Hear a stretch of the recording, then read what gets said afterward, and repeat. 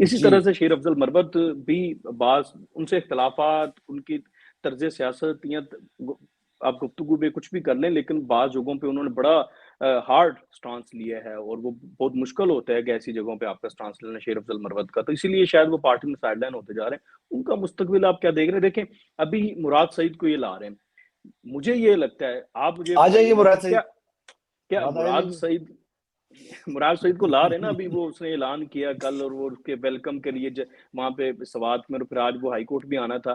तो क्या ये शेर अफजल मरवत को बताने के लिए कि भाई तुम कहते हो कि इतने मुराद करोड़पुल गलती हो, करेंगे तो आकर। अच्छा, चले पहले तो मुझे ये जवाब दे दे, आगे गलती चले, क्या होगी, क्या आगे होगा चले, उनके आगे साथ? बस आगे, बस आगे चले, मैंने इतनी बात करनी थी, समझ आ काफी गई आगे आप चले, क्या कहना। आगे तो चले। मैं ये पूछना चाह रहा हूँ, क्या शेर अफजल मरवत का जो तसल्लुत है, या उनका एक भरम है कि मैं क्राउड पुलर हूँ, उसको खत्म करने के लिए मुराद सईद को ये अब इनको लाना पड़ रहा है? देखिए बात ये है, शेर अफजल मरवत उस टाइम पर खड़ा रहा पीटीआई कैंप में, और उस टाइम उसने अपना सर उठाया जब मुराद सईद भागे हुए थे।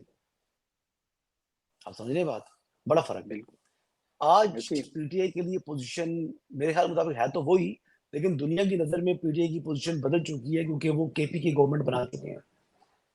मेरे हिसाब से तो वही हालात हैं, हालात में कोई तब्दीली नहीं आई। लेकिन दुनिया की नजर में जो कि थोड़ा सा एक इल्यूजन क्रिएट हुआ है, एक स्मोकी जो है ना स्क्रीन हुई है, स्मोक स्क्रीन है, तो चीजें कुछ क्लियर नहीं है लोगों को। तो वो समझ रहे हैं कि शायद it's a return of a PTI, और मे बी पीटीआई के लिए मुश्किलात खत्म हो चुकी हैं, अब दोबारा हालात उनके नॉर्मलाइजेशन की तरफ जा रहे हैं, जो कि इट्स नॉट करेक्ट।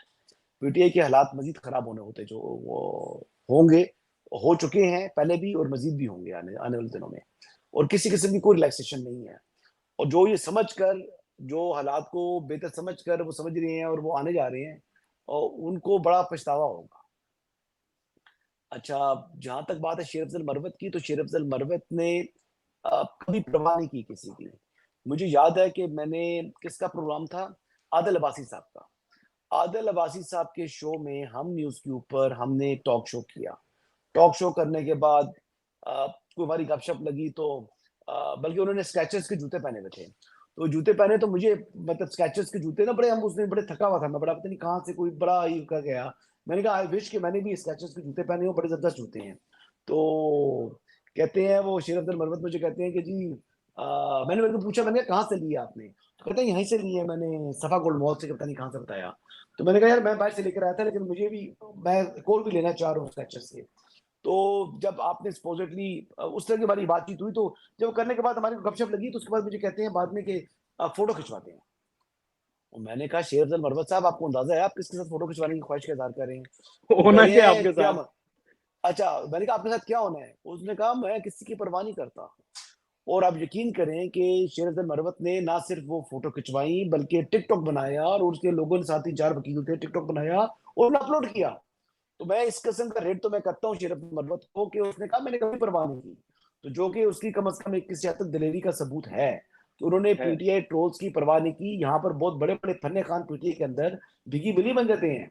इवन कि इमरान खान साहब अपने ट्रोल्स का सामना नहीं कर सके, और ऐसे ही उनको है। फैसले अंडू करने पड़े हैं। कि देखिए ना, एनसीओसी जो था, मैं खबर देता हूँ आपको, एनसीओसी डिजाइन किया था तौकीर शाह साहब ने, जो कि रिटायर हो चुके हैं। He was secretary to prime minister Shahbaz Sharif साहब के, अब फिर वहां से रिटायर होकर वो चले गए। बाहर चले गए। उस टाइम हेल्थ सेक्रेटरी बनाया था, क्या बनाया था उन्होंने, उनको एनसीओसी सारा डिजाइन कर चुके थे, उनको हेल्थ सेक्रेटरी लगाया, क्या लगाया, तो साथ ही उनको अपना ऑर्डर वापस करना पड़ गया इमरान खान ने, क्योंकि ट्रोलिंग स्टार्ट हो पड़ी थी। तो क्या वो शहबाज हालांकि शरीफ के? जो कि जितनी तारीफें एनसीओसी के ऊपर होती थी, कभी मिलिट्री कहती है कि हमारा ब्रेन चाइल्ड है, कभी जो इमरान खान साहब कहते थे कि यासुद उमर का ब्रेन चाइल्ड है। Actually it was the brain child of doctor Toqeer and obviously executives but military. तो ये किसी को पता ही बेसिकली नहीं है, मेन चीज है, वो किसी को सिर्फ पता ही नहीं है। उनके अताप की ये वजह से सारा वो बेचारे रगड़े गए। एनसीओसी बनाया किसने? डॉक्टर तोकीर साहब ने। ये ग्राउंड रियलिटी है, लोगों को मालूम ही नहीं है इस बात का। चलें, अब पता चल जाएगा। हसन भाई, जी आप ये अभी आपने बात की कि पीछे के हालात मजीद खराब होने, और सख्तियों के भी आप जिक्र करते हैं कि सख्तियां भी बढ़नी है, लेकिन दूसरी तरफ हम देखते हैं कि इमरान खान साहब पाकिस्तान के तरीके में शायद ऐसा कभी किसी कैदी को इतनी सहूलतें मिली हों कि 35 लाख का वो खाना खा गए। फिर इरफान सिद्दीकी साहब बताते हैं कि उनका जो रिहायशी यूनिट है अडयाला में, उसके ऊपर 1 करोड़ रुपया जो है वो खर्च आया है। तो ऐसे हालात में इमरान खान साहब के रवैये में देखें, मीनवाइल जब ये तमाम सहूलतें मिल रही हैं और फिर वो वहां से बैठकर आईएमएफ को खत भी लिख रहे हैं, वहां से बैठ के यूरोपीय यूनियन को भी इंस्टिगेट कर रहे हैं कि पाकिस्तान का जो है वो नाम वो GSP प्लस स्टेटस वापस ले लें। तो फिर जब इतनी तमाम चीज तो उनको एक अयाशी वाली जिंदगी दी है, तो तब्दीली उनके रवैये में कैसे आएगी? देखिए वो ये जो रिहायशी वाली जिंदगी है उनको किसने दी है जेल के अंदर? मैंने तो नहीं दी, रियासत ने तो नहीं दी, हुकूमत ने तो नहीं दी, अदालतों ने दी है। तो अदालतों से ये सवाल पूछे ना, आपके सवाल मुझसे मुतलका तो नहीं है, मैं इस पर क्या एनालिसिस दूं? ये सवाल तो पूछे सर अदालतों फिर से। आप हाईकोर्ट के फिर जजेस से हुकूमत पूछें, इस्लामाबाद हाईकोर्ट के जजेस से पूछें, आप सेशन कोर्ट से के जजेस से पूछें, आप उनसे पूछे ना कि जनाब वो यही सवाल जरा किसी मोहतरम जज से पूछें कि जनाब ये सवाल है, सवाल तो यही है, बुनियादी सवाल तो यही है कि जो वो कर रहा है रियासत मुखालिफ, हर काम वो उल्टा कर रहा है और आप सहूलतें दे रही हैं। जनाब आपकी फूफी का बेटा है, पूछे ना उनसे। बात ये है कि देखिए हम्म, अदालतों से नहीं पूछ सकते, अदालतें तो क्यों रेड नहीं पूछ लाइन बन सकते? जाती हैं। क्यों मसला नहीं? ये है कि अब आपके पास 2/3 मेजोरिटी देखिए है। उनका देखें ऑर्डर है ना, 230 है ना, उनका आप ऑर्डर है। कानून साजी कर दें। अदालत गवर्नमेंट को चाहिए कानून साजी कर दे यार, कहीं पे भी आपको इशू आ रहा है आप टू कानून थर्ड साजी मेजोरिटी कर अभी दे। पहुंची नहीं है, अभी हुई नहीं है, सेनेट इलेक्शन के बाद आएगी। तब तक ये जो सुन्नी इत्तेहाद की जो रिजर्व सीट्स है उनका फैसला भी हो चुका होगा, इसलिए वो सीटें अभी जो केपी वाली है वो मिली नहीं है। इस तरह मुख्तलिफ अच्छा सीटें ऐसी नहीं कानून हुई ना। साजी की कानून मैं साजी समझ हो गया, जाएगी तो फिर उसके बाद फिर कानून मैं साजी हो समझ गया। जाएगी। वो तो थोड़ा सा टाइम है, लेकिन वो नोश्ता दीवार है ना आपके पास, कॉन्स्टिट्यूशनल नजर आ अमेंडमेंट रहा हो है सब जाएगी, कानून चीजें साजी हो आप। सकती है, आईनी तरमीम नहीं हो सकती। अच्छा अभी मिलिट्री कोर्ट्स का इसी अब के ये साथ देखिए ना, मैंने ठीक है। जज साहब ने बड़ी बात की, उन्होंने कहा जी कि जो ऑनलाइन ऑनलाइन मुलाकात की जो सहूलत है कोट लखपत जेल के अंदर, वो इमरान खान साहब को भी फराम की जाए। पहला सवाल तो ये था कि क्या मोहतरम इमरान खान साहब कोट लखपत जेल में है? जज साहब से मैं पूछूं जरा, जज साहब से पूछे, सवाल तो बनते हैं ना। वो तो चलो अडियाला जेल में, कहते हैं जी रिप्लिकेट कर लें, क्योंकि वो पंजाब की जेल है, ये भी पंजाब की जेल है, ठीक है जी रिप्लिकेट करते, रिप्लिकेट कर दिया। जो तो मोहतरम जज साहब जो अडियाला जेल में सहूलत मुयसर जो फराम की गई है वो किसको की गई है? वो तो फैमिलीज को की गई है ना।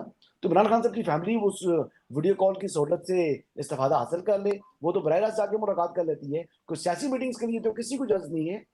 क्या कोट लखपत जेल में सियासी मीटिंग के लिए किसी को इजाजत दी हुई है कि वो इस तरह की मीटिंग कर सके या टिकट्स के फैसले कर सके? और वकील आगे बताती है ना कि हम खान साहब से मुलाकात करके टिकट के फैसले करेंगे, उनकी मुशाफत से करेंगे। यू आर अलाउइंग कन्विक्ट, ठीक है, to take a part in Pakistan की नेशनल पॉलिटिक्स में, हालांकि वो सियासत से नायल हो चुके हैं। ये पॉइंट कोई नहीं उठाता, कोई जजेस से ये बात नहीं करता।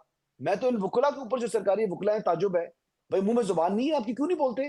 फीस किस बात की लेते हैं सरकार से, या तनख्वाह किस बात की लेते हैं सरकार से? जाके बोलो, पूछे ना जज साहब से, जज साहब आप बताए ना, आप अलाउ करना चाह रहे हैं उनको? भाई उनके मुकदमात जो हैं Guinness book of world record में, मैं कहता हूँ नाम उसका आ जाएगा। कैदी नंबर जो 495 है, बनना तो 420 चाहिए था, लेकिन 495 जिसको इन्होंने 804 बनाया हुआ है, मतलब शर्म भी नहीं आती। ये खुदा का कहेंगे एक है तो इनकी बात मान लें, बाकी इनकी हर बात झूठ है। ये झूठ के अलावा बात ही कोई नहीं करते यार। अब कैदी नंबर 804 ना वहां पर था अटक में, ना किसी और जगह इसका नंबर 804 था। हाँ ये 420 और 495 बड़े करीब हैं। अब कुछ जो जो है ना कैदी, उनकी सजाएं भी माफ होंगी ना ईद के ऊपर, रमजान की ईद पर होती है, माफ होती हैं।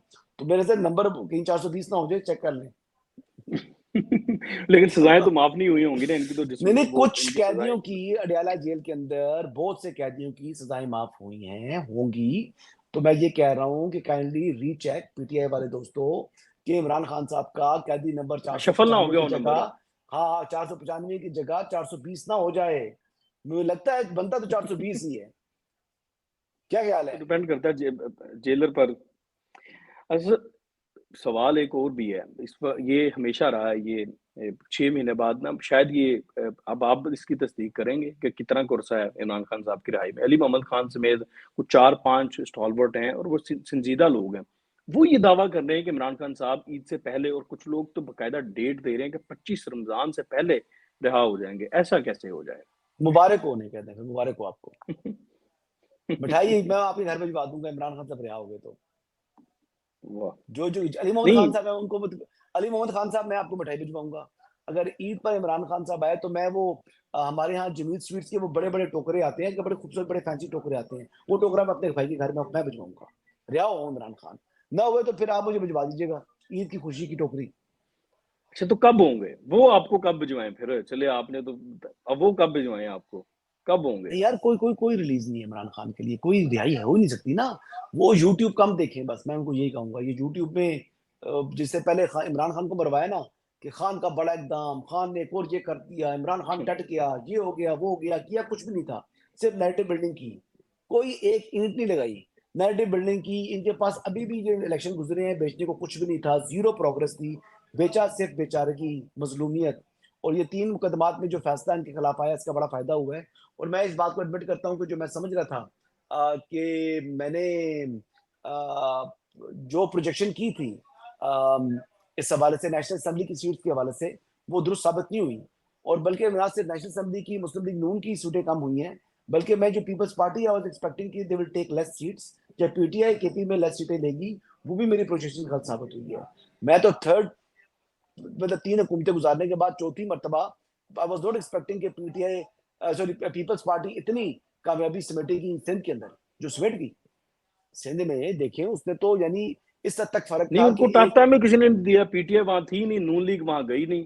भाईजान बात ये है कि पीपल्स पार्टी के जो मुखालिफ उम्मीदवार थे, सपोजिटली एमपी के सीट पर, अगर मुखालिफ उम्मीदवार 15,000 वोट ले रहा है तो पीपल्स पार्टी वाला 65,000 वोट ले रहा है, 50,000 की लीड आ रही है उसकी। यानी कंपैरिजन नहीं है। आप समझ रहे हैं? इतना फर्क बिल्कुल नहीं है। पीटीआई का केपी में नहीं डाल सकी जितना पीपल्स पार्टी ने सिंध में डाला है। आप समझ रहे हैं बात? कमाल की है उन्होंने।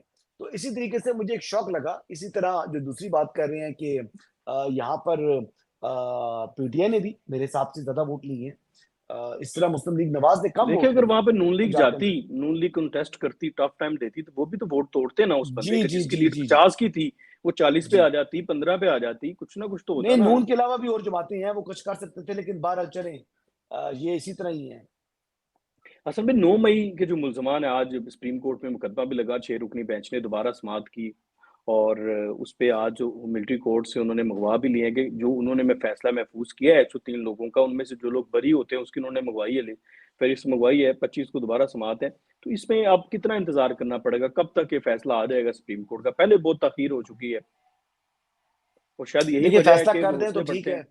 देखिए इनको सजाएं तो मिलिट्री कोर्ट से मिलनी है, अगर ये अलाउ कर देंगे डालते हैं तो वेल एंड गुड, नहीं तो इनको आईनी तरमीम करनी चाहिए।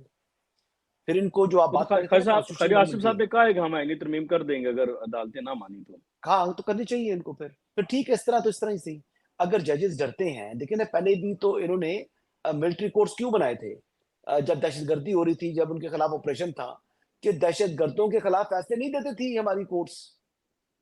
हमारे कोर्ट्स जो है वो हमेशा फैसले नहीं करते थे।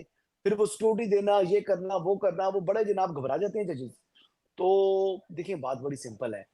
वो ये शामिल जरूर कीजिएगा बात, हमारी अदलिया का जो रैंक है ना दुनिया में, वो सबसे एंड पर है। और ये रैंक मैंने नहीं दिया उनको, आपने नहीं दिया, वो दुनिया ने दिया हुआ है उनको। और और हमारी वो खुद अफवाज, जिम्मेदार हैं इसके। और हमारी अफवाज का जो रैंक है ना दुनिया में, वो पहले टॉप 5 या टॉप 6 में है। तो वो रैंक उनको मैंने नहीं दिया, वो भी उनको दुनिया ने दिया हुआ है। ये दुनिया की जो रैंकिंग है, पाक आर्मी जो है उसमें, जो पाक फौज जो है उसमें 6ठे नंबर पर है बिलीव। और दुनिया में जो हमारी अदलिया है वो 100 कुछ नंबर पर है। तो ये नंबर ना 126, आपने दिए, 27, एक सौ 28 छब्बीस के समथिंग। 27 नंबर पर है। तो वो उनको नंबर ना मैंने दिए हैं ना आपने दिए हैं। ये वर्ल्ड रैंकिंग है, ये वर्ल्ड रैंकिंग में आप जहाँ पर खड़े हुए हैं। तो बात ये है कि हम तनकीद तो बड़ी करते हैं पाक फौज के ऊपर, उनकी तारीफ करें तो उसके ऊपर कहेंगे जी कि ये फौज का पिट्ठू है। लेकिन शर्म उनको इस बात पर नहीं आती कि चलो मैं नहीं, तो फौज पिट्ठू भी हो तो गया। हमारी है, पिट्ठू वाली क्या नहीं नहीं, बात है फौज तो अकबर हमारी भाई? है ना, एक मिनट, चलो मैं तो पिट्ठू हो गया। तो दुनिया के जो पूरी दुनिया उनको जो इंटरनेशनल रैंकिंग में उनको 6ठे नंबर पर लेकर आ रही है, ये दुनिया की काबिल तरीन फौज कहती है, क्या वो भी पिट्ठू है उनके? देखिए इनको बात, लोगों को शर्म नहीं आती बात करते हुए, ऐसे इनको ही है। बात करते शर्म नहीं आती, इनको गैरत नहीं है। और हर दरवी ये जो है